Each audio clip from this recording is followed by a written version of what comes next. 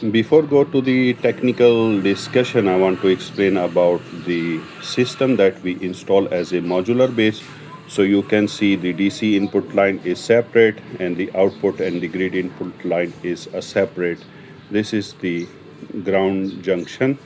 Uh, the reason is we not put all in a one fancy box because for future troubleshoot, if installer is not here, so any technical person can very easily identify the input output line and can find the fault in the any line if appear.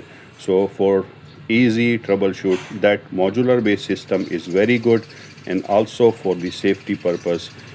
I see many inverter catch fires because when you put all DC lines, input line, PV line in a one combiner box, if one line gets short and catch fire, it ignite the entire distribution box. So that can catch more big fire and become very big problem. So in my suggestion, my opinion, modular based system is best for safety side and best for troubleshooting side. That is the reason we install it independent, all modules, so easy to troubleshoot for the future troubleshooting. If any fault come in any line in input or output, so easy can identify. Now I talk about the solar inverter. This is a sungrow 10 kilowatt hybrid inverter, IP65. No problem in the little open environment. And the batteries we use CFE 300 ampere. Each battery is 15 kilowatts, so we have a two in a parallel in a CAN communication. Total capacity 30 kilowatt. Up there PV we use 8.7 kilowatt. Total 12 pieces of 725 watt each panel with two strings. The harvest is max can go to 7 kilowatt. That's already very good. This system is good for one home where can run the two air con, one ref, heating elements, or all light fans without any interruption 24/7. That is the best ideal system for one home. So here you can see this is the main grid input breaker. This is the bypass auto transfer switch. If in case anything happened to the inverter, so we still have continuous supply to the home. This is the input breaker, which is 63 ampere with the AC SPDs, and this is the output breaker with the SPD. Here down what you are watching, this is the junction box for common ground. All ground, the AC SPDs, the inverter body ground, and the DC side SPDs ground common go there, and the batteries ground commonly go there. So when you are using the grounding in a common junction, that is a good, and you can use the same gauge wire. Do not use a different gauge wire on the grounding, so the current will be balancedly flow. If you are making mistake and you make the DC ground separate, so the higher current flow can go to the lower resistance side and it can damage your inverter. So remember this part.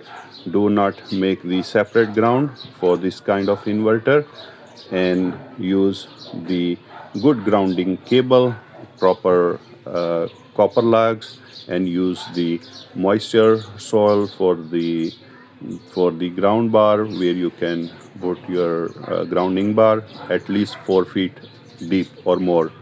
So this system we install as a modular. You can see we separate the DC input line, we separate the output line also separate.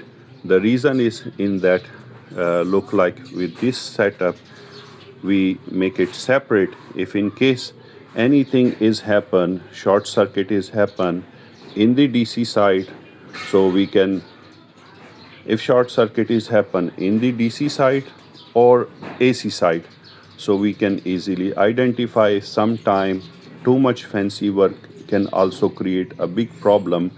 I noticed this one.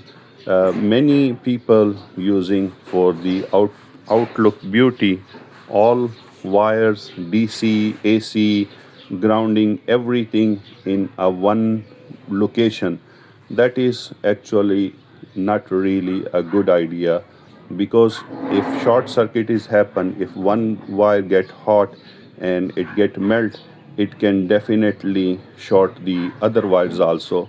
So in my opinion, in my installation, I make it the modular system, total independent. The AC breakers, DC breakers, I keep them in the distance, in the separate, for a safety purpose, for a maximum safety purpose. So you can see these batteries also installed with the proper grounding, the inverter with proper grounding, and the all junction box is on the proper sides, so easily can anyone do the troubleshoot if the technical installer is not here. That is reason we install that is a modular system. So that was our 10 kilowatt on off grid installation. It's working perfect. This is the reason I don't like this kind of combine one box, all installation, the input output lines all in a one place. If accidentally one line catch fire, that can ignite the all other wires also. So this is the reason I suggest always to do the separate installations, like for the input and the output, easy to identify and easy to troubleshoot. Here is the panel, 725 watt each solar panel, 6 in series for one string, and we have a total 2 strings of that panel facing to the south. Tilt angle is 15 degree, and that is the 2 string mounted on very solid brackets.